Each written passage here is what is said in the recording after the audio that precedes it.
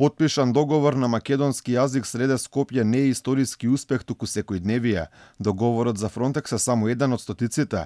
Сите меѓународни договори на Македонија се потпишани на македонски јазик. Договорите на нашиот јазик били во времето на Југославија, кога биле потпишувани од македонски политичари. На македонски се и договорите со Грција и Бугарија, како и членството во НАТО. Поранешниот амбасадор Ивица Боцевски за Алфа вели дека секој меѓународен договор, согласно уставот, македонските представници може да го потпишат исклучиво на македонски јазик, се спротивно тоа според него е тешко кривично дело. Праксата на македонски јазик да се потпишуваат договори, меѓународни договори, постои уште од времето пред јас да бидам роден или уште од времето пред да бидат родени премиерот Ковачевски, понатаму вице-премиерот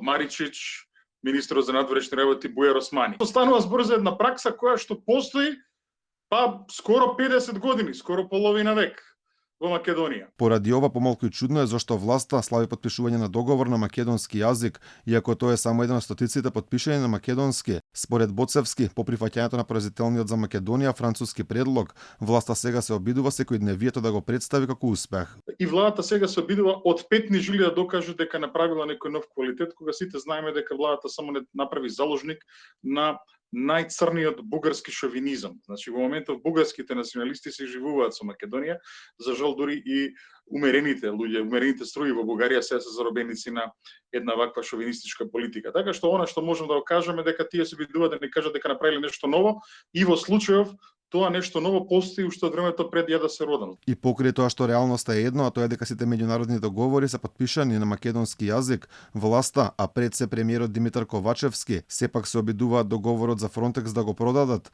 како голем историски успех.